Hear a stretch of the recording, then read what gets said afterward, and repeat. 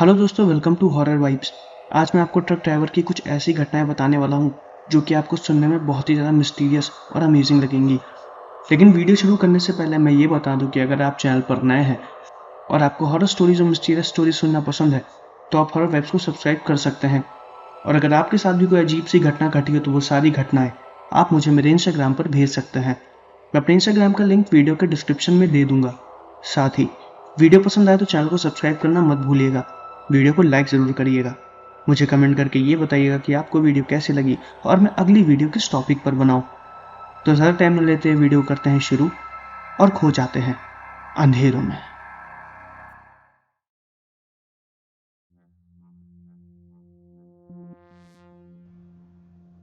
ये पहली घटना जो मैं आपको बताने वाला हूँ ये एक ट्रक ड्राइवर के साथ घटी थी।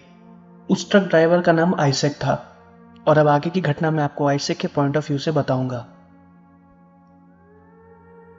मेरा नाम आइजैक है। मैं अलग अलग जगह जाके ट्रक्स पे डिलीवरी करता हूँ। मेरे को ट्रक चलाने का करीबन 5 से 6 साल का एक्सपीरियंस हो चुका है। ये घटना 2013 की है, जब मैं अपनी फैमिली के साथ एक दूसरी जगह शिफ्ट हो रहा था। जहाँ पर मैं पहले रहता था वहाँ के मकान मालिक से मेरी कुछ लड़ाई हो गई थी। मेरी सबसे लड़ाई हो जाती थी क्योंकि मैं बहुत शॉर्ट टेम्पर का आदमी था, जिसकी वजह से मुझे उस घर को छोड़ना पड़ा और मैं दूसरी जगह जाके काम की तलाश करने लगा और अपनी फैमिली को भी वहाँ पर लेकर चला गया। जब मैं नई जगह पर गया तो वहाँ पर मुझे कोई भी काम नहीं मिल रहा था। मुझे ट्रक चलाना तो आता था लेकिन कोई ट्रक ड्राइवर का जॉब भी नहीं दे रहा था। तभी मुझे वहाँ पर एक ट्रक ड्राइविंग एजेंसी के बारे में पता चला जो कि पुरानी ट्रक को ठीक करके फिर बेचा करती थी। मैं उस ट्रक ड्राइविंग एजेंसी में गया, वहाँ पर बात की और एक पुराने ट्रक पार्किंग यार्ड के मैनेजमेंट का काम मुझे मिल गया। मुझे बस इतना करना था कि जो भी ट्रक वहाँ पर आती थी मुझे उसे ड्राइव पर ले जाना था, उसको चेक करना था कि उसमें क्या क्या खराबी है और क्या क्या उसमें ठीक किया जा सकता था। उसका मुझे नोट्स बनाना था और फिर उस ट्रक को ले जाके पार्किंग यार्ड पे खड़ा कर देना था। उसके बाद मेंटेनेंस डिपार्टमेंट वाले आके उस ट्रक को ले जाते और फिर वो मेरे नोट्स को ले जाके उस हिसाब से सब कुछ ठीक करते। मुझे इस काम का एक्सपीरियंस भी था, इसलिए मैंने वो काम पकड़ लिया। सैलरी मुझे काफ़ी कम मिली थी क्योंकि उस काम के लिए मैं नया था। मैं वहाँ पर ज़्यादा किसी से बात नहीं करता था, अपने काम से काम ही रखता था क्योंकि मेरी अक्सर किसी ना किसी से बहस हो जाया करती थी। इसलिए मैंने सोचा कि ये जॉब भी मेरे हाथ से ना चली जाए, इसलिए मैं शांत रहूं। मैं चाहकर भी अपने स्वभाव में किसी भी तरह का बदलाव नहीं ला पा रहा था। रात में काम खत्म करने के बाद मैं अकेले बैठ के शराब भी पिया करता था। शायद यही एक रीज़न था कि मैं किसी को अपने पास पसंद नहीं करता था। अपना काम खत्म करने के बाद उस रात को भी मैं शराब पी रहा था। मैं उसी एरिया में जाके शराब पीता हूँ जहाँ पर पुरानी ट्रक्स पार्क होती हैं, क्योंकि वहाँ पर मेरे अलावा और कोई भी नहीं जाता है, तो पूरा एरिया मैं ही देखता हूँ। मैं उनमें से एक पुरानी ट्रक में जाके बैठा हुआ था। मैं उस ट्रक में अक्सर बैठ के शराब पीता हूँ। मुझे 3 महीने वहाँ पर काम किए हुए हो गए थे और सब कुछ एकदम नॉर्मल चल रहा था। शराब पीते वक्त उस दिन मौसम काफ़ी ज़्यादा ख़राब था, बारिश भी होने लगी थी। आमतौर पे मैं 10 बजे तक घर पहुँच जाता हूँ, लेकिन मुझे काफ़ी ज़्यादा लेट हो गया था। मुझे लग नहीं रहा था कि अब मैं घर पहुँच पाऊँगा, क्योंकि मैं अपना छाता भी अपने साथ लेकर नहीं आया था और मेरी गाड़ी भी ख़राब चल रही थी। मुझे कोई लिफ्ट देने वाला भी वहाँ पर नहीं था और इस समय कोई ट्रांसपोर्ट भी नहीं मिलता, क्योंकि वो पार्किंग यार्ड मेरे घर से काफ़ी ज़्यादा दूरी पर था। तो मैंने सोचा कि मैं उस रात को वही ट्रक के पार्किंग यार्ड में ही सो जाता हूँ, और वो मेरी सबसे बड़ी गलती थी। मैं पहली बार वहाँ पर रात में अकेले रुक रहा था। रात में वो जगह एकदम बदल जाती है, मुझे इस बात का बिल्कुल भी पता नहीं था। मैं अब ज़्यादा से ज़्यादा मैं शाम की वहाँ पे 7 या 8 बजे तक रुका हूँ। उसके बाद सारी लाइट्स मैं बंद करके चला जाता हूँ। उस दिन भी वही हुआ, मैंने सारी लाइट्स को बंद कर दिया था। मैं काफ़ी ज़्यादा नशे में था, सो गया। वक्त का बिल्कुल भी पता नहीं चला। मेरे दिमाग में ये भी टेंशन घूम रही थी कि मेरे घर पे कैसे पता चलेगा कि मैं यहाँ पर रुका हुआ हूँ। उनको दिक्कत हो रही होगी। उस समय मेरे पास कोई मोबाइल फ़ोन भी नहीं था। ऑफिस लॉक था, वरना मैं कॉल करके उन्हें इन्फॉर्म कर देता। मेरे पास कोई और ऑप्शन नहीं था। मैं वहीं ट्रक में ही रुका हुआ था। मेरी आंख कब लग गई मुझे पता ही नहीं चला। फिर मैं रात में 2 बजे उठा। बारिश तब तक रुक चुकी थी और मेरी आंख अपने आप नहीं खुली थी। मुझे कोई आवाज़ आई थी। जैसे किसी ने किसी चीज को उठाकर बहुत जोर से एक दूसरे के ऊपर पटका हो। वो किसी लोहे की आवाज थी और वो इतनी ज्यादा तेज थी कि मेरी आंखें बहुत झटके से खुल गई थी। मुझे पहले लगा कि शायद मैंने कोई सपना देखा और मैं अपने आप चौंक के उठ गया हूं, क्योंकि थोड़ी देर तक वो आवाज मुझे दोबारा नहीं आई। मैं उठा और ट्रक से नीचे उतरा। पूरा ट्रक और वो पूरा एरिया पानी से भर चुका था। वहां पर शायद सीवरेज की कोई प्रॉब्लम थी, पानी ढंग से निकला नहीं था, लेकिन धीरे धीरे पानी ड्रेनेज में जा रहा था। तो मुझे इस बात का पता चल गया कि कुछ देर में पानी अपने आप सूख जाएगा। और फिर मैं चुपचाप एरिया से बाहर निकलने लगा। वहां से जैसे ही मैं बाहर निकला, मुझे पानी में किसी के भागने की आवाज आई, और वो आवाज उधर से ही आ रही थी जिस तरफ मैं पहले था। पानी में चलने की आवाज।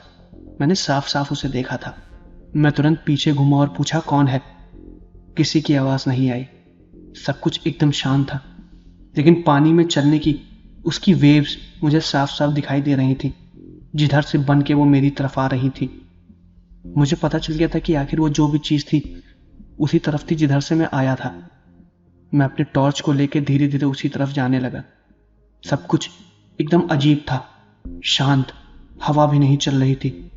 ऐसा लग रहा था कि जैसे मेरे अलावा इस दुनिया में कोई है ही नहीं। चांद भी जैसे आसमान में गायब हो गया था। फिर धीरे धीरे वो आवाज और बढ़ने लगी। चारों तरफ से ऐसा लग रहा था कि पानी में कोई भाग रहा है। ट्रक्स में काली परछाइयां बैठी हुई हैं। मैंने साफ साफ उन्हें देखा।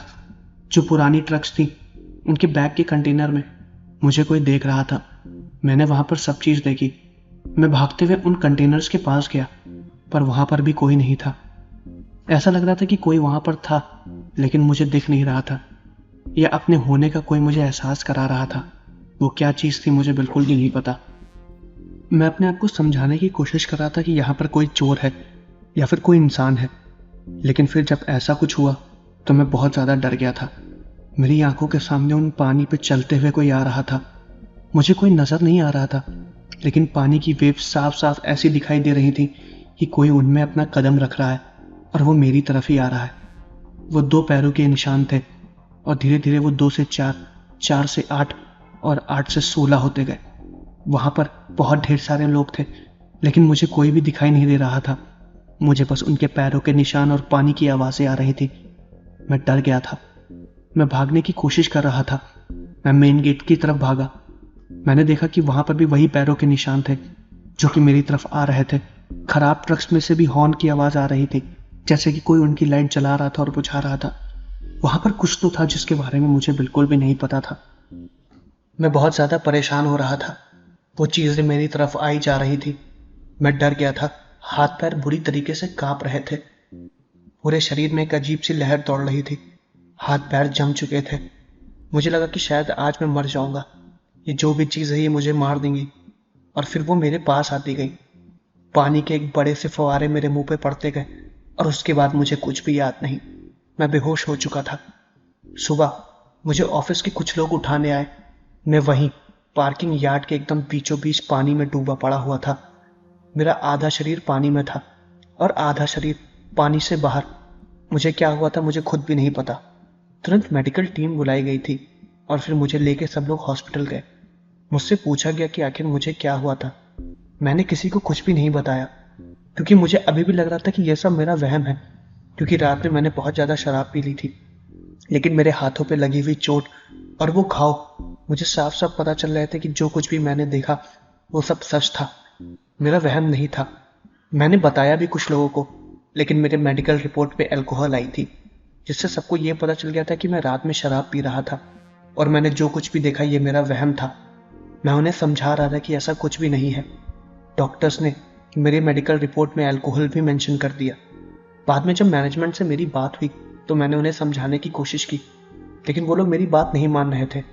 और फिर वही हुआ जिसका डर था। मैं उन पे भी चिल्लाने लगा, क्योंकि मैं बहुत शॉर्ट टेम्पर्ड का था। वहां पर मेरी गलती थी, मैं जानता हूँ, लेकिन मैं सच बोल रहा था। मैंने शराब पिया, मैंने इस चीज को एक्सेप्ट भी किया, लेकिन इसके अलावा वो लोग मेरी किसी बात को मानने के लिए तैयार ही नहीं थे। उन्होंने मेरी सैलरी तक नहीं दी और मुझे वहां से निकाल दिया। मैंने काफी लड़ाई की, बातचीत करने की भी कोशिश की। मैंने उनसे ये भी बोला कि वो मुझे सैलरी दे दे, लेकिन उन्होंने मुझे वो भी नहीं दिया। मैं उस ऑफिस के बहुत चक्कर लगाता रहा। वहां पर एक गार्ड भी था जो कि बहुत ज़्यादा बुजुर्ग था। उसने देखा कि मैं बहुत ज़्यादा परेशान हूँ। मेरी उससे बात भी हुई। उसने मुझसे पूछा कि क्या हुआ और मैंने उसको सब कुछ बताया जो कि मेरे साथ घटा। उस गार्ड ने मेरी बात पर विश्वास किया। उसने कहा कि पार्किंग यार्ड के पीछे एक बहुत बड़ा कब्रिस्तान है। जब उसने मुझे उस कब्रिस्तान को दिखाया तो मैं देख के हैरान हो गया। उस गार्ड ने बताया कि एक दो बार उस यार्ड में भी रात में उसकी ड्यूटी लगी है। उसको रात में अजीब अजीब आवाजें आती हैं। कोई चल रहा है या एक दूसरे से बातें कर रहा है। उसने अंदर जाके देखने की भी कोशिश की। उसको वहां पर कुछ काली परछाइयां भी दिखाई दी, लेकिन उसने कुछ भी नहीं बोला।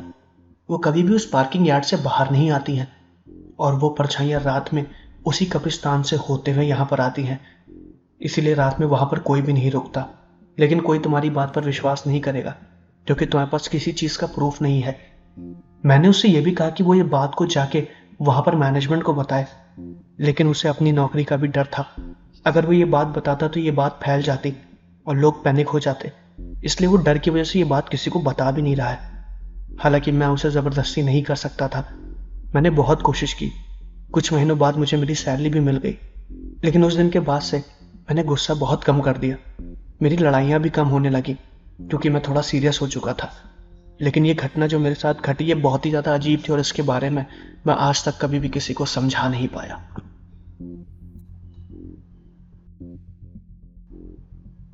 तो दोस्तों, ये थी एक ट्रक ड्राइवर के साथ घटी एक पहली घटना। अब मैं आपको एक दूसरी घटना बताने वाला हूँ। ये दूसरी घटना मोहनो नाम के एक आदमी के साथ घटी है। वो एक ट्रक ड्राइवर थे जिन्होंने ये घटना मुझे भेजी है। उनका नाम रोहित था। मोहनो उनके पिताजी थे। उन्होंने ये घटना मुझे राजस्थान से भेजी है और अब आगे घटना मैं आपको मोहनो के पॉइंट ऑफ व्यू से बताऊंगा। मेरा नाम मोहनो है। पेशे से मैं एक ट्रक ड्राइवर था।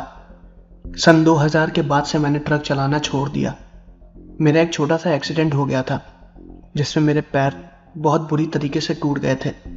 उसके बाद से मैंने ट्रक चलाना छोड़ दिया और अपना एक छोटा मोटा बिजनेस कर लिया था। यह घटना 1991 के करीब की है। मैं और मेरे साथ मेरा एक पार्टनर भी था जो हमेशा मेरे साथ ट्रक में रहता था और एक जगह से दूसरी जगह जाता था। हम अक्सर ट्रक ड्राइवरी का काम किया करते थे और उसी से ही हमारा गुजारा चलता था। उसका नाम राकेश था। मैं और राकेश एक साथ उसी में ही रहते थे। हमारा पूरा महीना उसी ट्रक के अंदर ही गुजरता था, कभी एक जगह से दूसरी जगह। हमारी जो ट्रक थी वो काफी ज्यादा पुरानी थी। आए दिन उसमें कुछ न कुछ दिक्कतें हुआ करती थी। हमने मालिक से उसकी दिक्कतों के बारे में बताया था, लेकिन मालिक अक्सर यही कहता था कि दिक्कतें ठीक हो जाएंगी, लेकिन वो कभी भी उन्हें ठीक नहीं करवाता था। मैंने उससे बोला था कि देखिएगा, एक ना एक दिन ये रास्ते में कहीं खराब होकर खड़ी हो जाएगी और उस दिन मैं उस ट्रक को छोड़ के भाग जाऊंगा। मालिक को हमेशा मेरी ये बात मजाक लगती थी, लेकिन मैं सच बोलता था। एक बार मालिक ने हमें एक काम दिया था। किसी लोकल पार्टी का कोई सामान था। ढेर सारे पुराने कपड़े थे जो कि हमें एक फैक्ट्री में जाकर देने थे और उन कपड़ों को वो खराब करके उधेड़ने के बाद उसकी चटाई बनाने वाले थे। वो एक रिसाइकिल फैक्ट्री थी। हमें ढेर सारे कपड़े वहीं पर ले जाने थे। हमारा ट्रक उन कपड़ों से लजालज भरा हुआ था। ट्रक में ओवरलोड भी हो रहा था। हमने मालिक से इसके लिए मना किया। हमने कहा कि ट्रक वैसे भी खराब है और अगर हम इसमें ज्यादा सामान डालेंगे तो ट्रक के टायर्स खराब हो सकते हैं, लेकिन उसने हमारी बात नहीं मानी। अक्सर यही होता है। हमने उन्हें पहले ही बता दिया था कि अगर रास्ते में कोई भी खराबी हुई तो उसके हम जिम्मेदार नहीं हैं। उसको वो सामान भेजने से ही मतलब था, क्योंकि उसने क्लाइंट से पहले ही पैसे उठा लिए थे। इसलिए मजबूरन हमें जाना पड़ा। हम पहले नहीं जा रहे थे, लेकिन हमें हमारी पूरी पेमेंट एडवांस में ही मिल गई थी, इसलिए हमें जाना पड़ा। उस समय मुझे और राकेश को पैसों की बहुत ज्यादा जरूरत थी, इसलिए मजबूरी में हम गए। वो जगह आसाम के कहीं करीब थी। एक पुरानी सी फैक्ट्री जो कि जंगल के एक बीचों बीच बनी हुई है। मैंने उससे यह भी बोला था कि हमें वहां पर जाने में काफी ज्यादा टाइम लगेगा, तो उसने हमें एक्स्ट्रा पैसे भी दिए कि हम रास्ते में ट्रक में डीजल डलवा लें और हमारे खाने पीने का खर्चा सब कुछ उसने दिया। पहली बार उस मालिक ने हमें इतने सारे पैसे एक ही बार में दे दिए थे। मुझे ये भी नहीं पता था कि आखिर क्या था उसमें, लेकिन फिर भी मैं जा रहा था। हम दोनों लोग तैयार हो गए थे। हम अपने घर से निकले, ट्रक लिया, सारा सामान पहले ही लोड हो चुका था और उसके बाद हम उस रास्ते से निकल गए। हमें 2500 किलोमीटर का सफर करना था। वो सफर हमें 4 से 5 दिन में ही पूरा करना था, लेकिन मालिक ने हमसे बोला कि हमें जल्द से जल्द उस सामान को डिलीवर करना है, जो कि बहुत ही ज़्यादा मुश्किल था, क्योंकि ट्रक की हालत के हिसाब से ट्रक को उतनी ही तेज़ी में चलाया जा सकता था जितनी तेज़ी में वो चल सके। हमने ये सारी चीज़ें मालिक को बता दी, लेकिन उसने हमें यही बोला कि बस जितना जल्दी हो सके सामान को पहुंचा देना। उसके बाद हम उस ट्रक को लेकर निकल गए। पहले 2 दिन का सफ़र तो हमारे लिए बहुत ही ज़्यादा अच्छा रहा। हम हर बार ट्रक को ठीक से जांच भी कर रहे थे, सही समय पे उसका डीजल, एयर सब कुछ चेक कर रहे थे। लेकिन तीसरे दिन हम एक हाईवे से गुजर रहे थे। उस हाईवे पे एक ट्रक का एक्सीडेंट हो गया था। हम लोग अक्सर एक दूसरे की मदद कर दिया करते थे। एक ट्रक ड्राइवर जो कि अपने ट्रक के बाहर ही बैठा हुआ था, ट्रक को रोकने के लिए अक्सर ट्रक ड्राइवर लोग पेड़ की कुछ टहनियों को तोड़ के अक्सर ट्रक के ऊपर लगा दिया करते थे या साइड में रख देते थे, जिससे ये पता चल जाता था कि उसे हमारी मदद की ज़रूरत है। हम रात में रुके भी। हमने उस ट्रक वाले से बात भी की। उसने बताया कि ट्रक का टायर फट जाने की वजह से ट्रक थोड़ा सा पलट चुका है और वो बहुत ही ज़्यादा परेशान है। उसका हेल्पर लोगों को बुलाने के लिए गया है। हमें जितनी मदद हो सकी हमने की और उसके बाद हम भी वहाँ से निकल गए, क्योंकि हमें भी अपने सामान को सही टाइम पर डिलीवर करना था। रात काफ़ी ज़्यादा हो चुकी थी। राकेश ने बोला कि उसे नींद आ रही है। थक मैं भी गया था, तो हमने सोचा कि हम कुछ देर ट्रक को साइड में लगाकर सो जाते हैं। पर हाईवे पे हम ट्रक बिल्कुल भी खड़ा नहीं कर सकते थे, क्योंकि उस समय वहाँ पर ट्रक खड़ा करना मना था और वो एरिया कौन सा था हमें ये भी नहीं पता। रात में लूटपाट भी हो जाती थी। तो हम लोग थोड़ा आगे चल के हाईवे से नीचे एक सर्विस लेन गई हुई थी। हम लोग वहीं पर ले जाके ट्रक को खड़ा कर दिया और कुछ देर के लिए सो गए। फिर रात के करीबन 1 से 2 बजे के बीच हम दोनों की आंखें खुली। हमें अजीब सी आवाज़ें आ रही थी, जैसे कि कोई गाना गा रहा हो या फिर कोई कीर्तन हो रहा हो। ज़ोर ज़ोर से ढोलक की आवाज़ें और अजीब अजीब आवाज़ें। वो आवाज़ें काफ़ी ज़्यादा तेज़ थी कि हम सो ही नहीं पा रहे थे। अचानक से अंधेरे में वो आवाज़ें कहाँ से आ गई हमें बिल्कुल भी नहीं पता चला।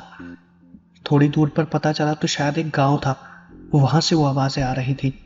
शायद उस गांव में कोई फंक्शन होगा या फिर कोई चीज़ होगी, लेकिन वो काफ़ी ज़्यादा ज़ोर से थी। वो आवाज़ें इतनी ज़्यादा ज़ोर से आ रही थी कि जैसा लग रहा था हम उस गांव के जस्ट बगल में ही हैं या हमारे सर के पास ही बैठ के कोई इंस्ट्रूमेंट बजा रहा है। लेकिन ऐसा कुछ भी नहीं था। हम ट्रक से नीचे उतरे। हम दोनों की आंखें एक साथ खुली थी। नीचे उतर के देखा तो दूर दूर तक वहां पर कोई भी नहीं था। एक साइड वही हाईवे जैसे हमने अपनी ट्रक उतारी थी और दूसरे साइड काला घना जंगल। हमें कुछ भी समझ में नहीं आ रहा था कि आखिर वो आवाज़ें आ कहाँ से रही हैं। हमें प्यास लग रही थी, पानी भी खत्म हो चुका था। तो हम दोनों ने सोचा कि हम उसी गांव में जाके पानी पी लें और थोड़ा सा पानी भी ले लेंगे।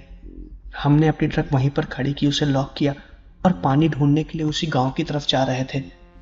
अजीब सी ताजुब की बात थी, उस आवाज़ का पीछा करते करते हम जंगल के अंदर की तरफ जा रहे थे। ट्रक से काफ़ी ज़्यादा दूर हो चुके थे।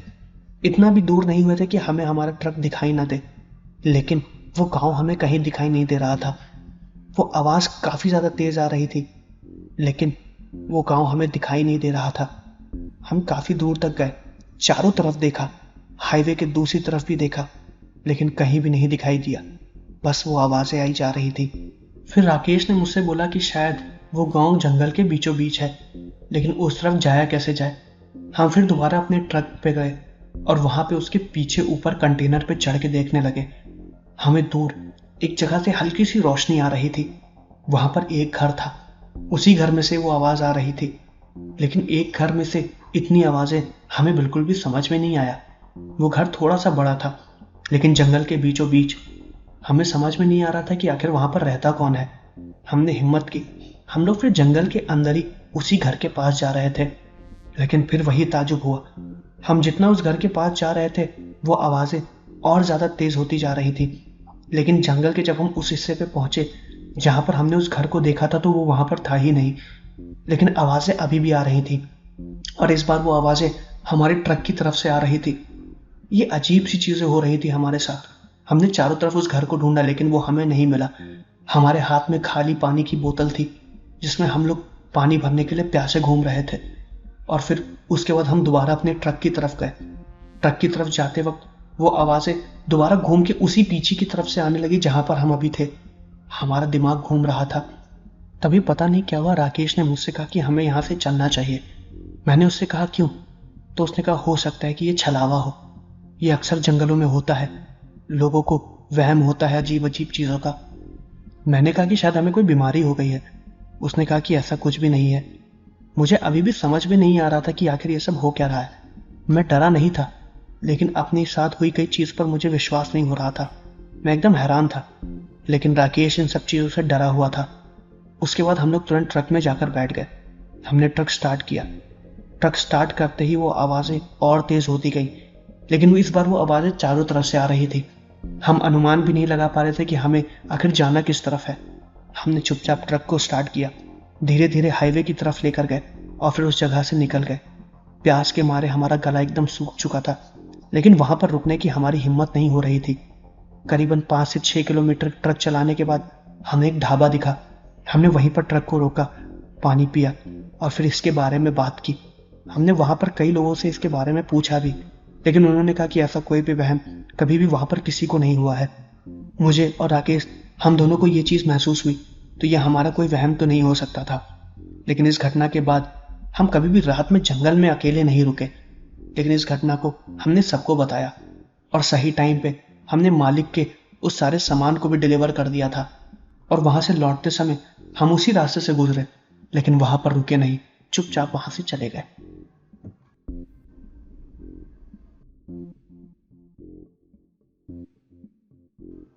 तो ये थी एक ट्रक ड्राइवर के साथ घटी दूसरी घटना। अब मैं आपको एक तीसरी घटना बताने वाला हूँ। ये तीसरी घटना टोना नाम की एक औरत के साथ घटी थी। वो भी एक ट्रक ड्राइवर ही थी। और अब आगे की घटना मैं आपको टोना के पॉइंट ऑफ व्यू से बताऊंगा। मेरा नाम टोना है। पेशे से मैं एक ट्रक ड्राइवर हूँ और मुझे ट्रक चलाते हुए तकरीबन 3 साल हो चुके हैं। कैनेडियन ट्रक ड्राइवर्स काफ़ी ज़्यादा हैवी ट्रक्स चलाते हैं, लेकिन मैं बहुत ही लाइट और एक छोटे वेट की ट्रक चलाती हूँ। थोड़ा बहुत उससे मेरा खर्चा भी निकल आता है। मुझे ट्रक चलाना बहुत ज़्यादा पसंद भी है और मेरे पास एक हैवी ट्रक ड्राइवर लाइसेंस भी है, जो कि मुझे मेरे डैड से मिला था। उन्होंने ही मुझे ट्रक चलाना सिखाया था। मुझे अक्सर यही लगता था कि ये एक इनकम का अच्छा सोर्स है, इसलिए मैं फुल टाइम यही करूं। लेकिन मेरी फैमिली मुझे मना करती थी, इसलिए मैं कभी कभार इस काम को भी कर लिया करती थी। छोटे वेट की ट्रक चलाने की वजह से मुझे काम बहुत ज़्यादा मिलता था। मैं लोकल्स में जाके अच्छे सामान को प्रॉपरली जल्दी से डिलीवर कर देती थी, जिससे मुझे ज़्यादा काम और अच्छे पैसे भी मिलते थे। ऐसी एक बार रात में मुझे कुछ फ्रूट्स डिलीवर करने थे, एक छोटी सी लोकल शॉप में, एक फैक्ट्री से उठाकर। वहां पर वो मुझे सुबह के वक्त डिलीवर करने थे। ये घटना जो मेरे साथ घटी ये बहुत ही कुछ ही देर की थी, लेकिन मुझे आज तक समझ में नहीं आया कि मेरे साथ जो ये घटना घटी वो सच था या मेरा वहम। मैं रात में ही डिलीवर कर रही थी। उस समय रात के करीबन 1 बज रहे थे। मुझे मॉर्निंग की सुबह 5 बजे तक उस शॉप में जाके इन फ्रूट्स को डिलीवर करना था, वरना मेरे को पेनल्टी लगती। मुझे लगा कि ये काम 2 से 3 घंटे में हो जाएगा, क्योंकि वो जगह ज़्यादा दूर नहीं थी, इसलिए मैं रात में ही निकल गई। हालांकि मेरे मॉम डैड ने मुझे रात में निकलने के लिए मना किया था, लेकिन मैंने उनसे बोला कि मुझे इस चीज़ के अच्छे पैसे मिल रहे हैं, इसलिए मैं ज़बरदस्ती चली गई। रात में उस वक्त बारिश बहुत ज़्यादा हो रही थी। मैं अपने ट्रक को उसी बारिश में ड्राइव कर रही थी। उस रोड पर जहाँ पर मैं जा रही थी वहाँ पर बहुत ज़्यादा अंधेरा था।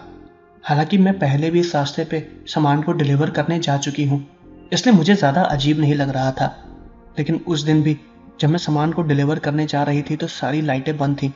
वहाँ पर एक छोटा सा हाईवे भी पड़ता है, उसकी मेंटेनेंस ढंग से हुई नहीं है, तो स्ट्रीट लाइट्स भी नहीं है और रोड भी कुछ देर के लिए ख़राब आती है। मैं उसी रास्ते से गुजर रही थी। बारिश की वजह से रोड में पानी भी भर चुका था, इसलिए धीरे धीरे उस एरिया से जा रही थी। अंधेरे की वजह से कुछ दिखाई भी नहीं दे रहा था, सिर्फ उतनी ही रोड दिखाई दे रही थी जहां पर मेरे मिनी ट्रक की लाइट जा रही थी। रास्ते में जाते वक्त मैंने एक औरत को देखा, वो मुझसे लिफ्ट मांग रही थी। इतनी रात में वो अंधेरे में वहां पर क्या कर रही थी मुझे कुछ भी नहीं पता, क्योंकि मेरी जानकारी के हिसाब से वहां पर दूर दूर तक कोई भी छोटा या बड़ा शहर नहीं है। इसलिए मैंने उसके लिए गाड़ी रोक दी। मैंने उससे पूछा कि आखिर वो यहाँ पर क्या कर रही है। उसके हाथ में एक छोटी सी बच्ची थी। उसकी उम्र करीबन 8 से 9 साल की होगी। वो चुपचाप सर नीचे करके खड़ी थी। वो औरत एकदम नॉर्मली मुझसे बात कर रही थी, परेशान थी। उसने कहा कि उसको आगे तक लिफ्ट चाहिए। मैंने उससे कहा कि आखिर वो इतनी रात में यहाँ पर क्या कर रही है।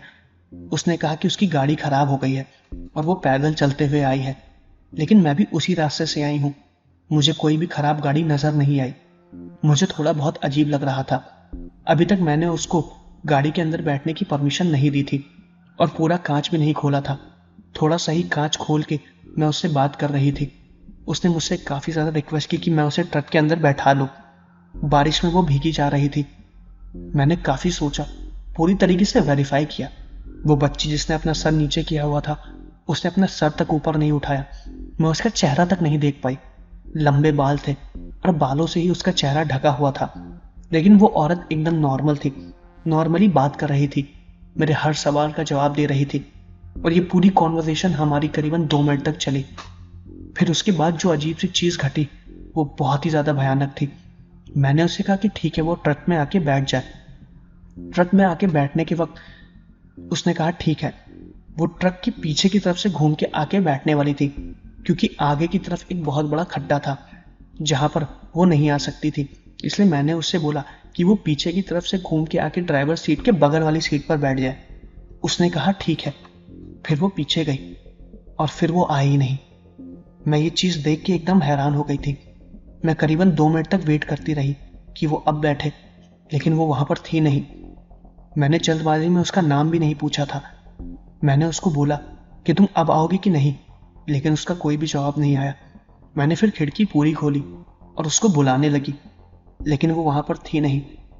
मुझे थोड़ा सा डर लग रहा था कि आखिर वो रात में यहाँ पर कर क्या रही है और मेरे सवालों का जवाब क्यों नहीं दे रही है। मेरी ड्राइवर सीट के नीचे जैक रखा हुआ था जो कि लोहे का था। मैंने उसे बाहर निकाला। मुझे लगा कि अगर कोई खतरा होगा तो शायद मैं उससे खुद का बचाव कर पाऊं। मैं जब नीचे उतरी तो बारिश काफी ज्यादा तेज हो रही थी। मैंने चारों तरफ देखा ट्रक के, लेकिन वो वहां पर थी ही नहीं। दूर दूर तक कोई भी नहीं। उस खराब रोड पर मैं अकेली थी और मेरी ट्रक। सामने खड्डे थे और बस सब कुछ एकदम वीरान। बारिश लगातार हो ही जा रही थी। मुझे उसका नाम भी नहीं पता था। मैं चिल्ला के बुला रही थी कि तुम कहां पर हो, हमें चलना है। लेकिन उसने कुछ भी नहीं बोला। ना ही वो दिखी, ना ही उसकी आवाज आई। मैं करीबन 1 मिनट तक वहीं पर ही खड़ी रही और फिर दूर से मुझे हंसने की आवाज आई, उसी लड़की की जिससे मैं बात कर रही थी। मैंने अपने ट्रक के आगे देखा तो वो छोटी सी बच्ची जो कि उसके साथ थी वो वहीं पर ही खड़ी थी। मेरी हिम्मत नहीं हुई कि मैं उसके पास जाऊं। उसके लंबे लंबे बाल थे। वो वहीं पर खड़ी थी और कुछ देर बाद वो नीचे रोड पर बैठ गई, जैसे कि वो मुझे पकड़ना चाह रही हो। एकदम अजीब तरीके से बैठी हुई थी। मैं बहुत ज्यादा डर गई थी। मैं तुरंत जाके अपने ट्रक में बैठी और ट्रक को आगे की तरफ भगाने लगी। जब मैं ट्रक को आगे की तरफ लेकर गई तो वो रोड के साइड में हट गई और गायब हो गई। ये सब और ये पूरा वाक्य करीबन 5 मिनट का था, लेकिन इस 5 मिनट में मैं बहुत ज्यादा डर गई थी। कुछ समझ में नहीं आ रहा था कि आखिर हुआ क्या, वो औरत थी कौन और वो लड़की कौन थी। मैं अपने आप को समझा नहीं पा रही थी कि मेरे साथ आखिर हुआ क्या। कुछ देर तक मैं चुपचाप ट्रक चला रही थी। कपड़े पूरे भीग चुके थे। यह हादसा बहुत ही ज्यादा अजीब था। हाथ पैर तो कांप रहे थे। अभी भी विश्वास नहीं हो रहा था कि मैंने जो कुछ भी देखा वो सच था या मेरा वहम। कुछ देर बाद वो खराब रोड भी खत्म हो गई और मैं दोबारा मेन हाईवे पर आ गई। और फिर मैं जल्दी से डिलीवर पॉइंट की तरफ जाने लगी और इसके बारे में मैं पूरे रास्ते सोचने लगी। मैंने सही टाइम पे उस ऑर्डर को डिलीवर कर दिया और दोबारा घर लौटी दिन के वक्त उसी रास्ते से। और इसके बारे में मैंने अपने पेरेंट्स को भी बताया। इस घटना के बाद से मैं कभी भी रात में ट्रैवल नहीं करती थी और ट्रक चलाने का ये काम मैंने बहुत कम कर दिया, क्योंकि मेरे डैड इस घटना को सुनने के बाद मेरे ऊपर बहुत ज़्यादा गुस्सा हुए, क्योंकि मैं उनकी बात माने बिना उस ऑर्डर को डिलीवर करने गई थी। और ये घटना जो मेरे साथ घटी ये बहुत ही ज़्यादा अजीब थी और मिस्टीरियस भी। तो दोस्तों, ये थी ट्रक ड्राइवर से रिलेटेड 3 घटनाएं। मैं आशा करता हूं कि आपको वीडियो पसंद आई होगी। अगर आपको वीडियो पसंद आई है तो चैनल को सब्सक्राइब जरूर करिएगा, वीडियो को लाइक भी करिएगा। मुझे कमेंट करके ये बताइएगा कि आपको वीडियो कैसी लगी और मैं अगली वीडियो किस टॉपिक पर बनाऊं। तो मिलते हैं अगले वीडियो में।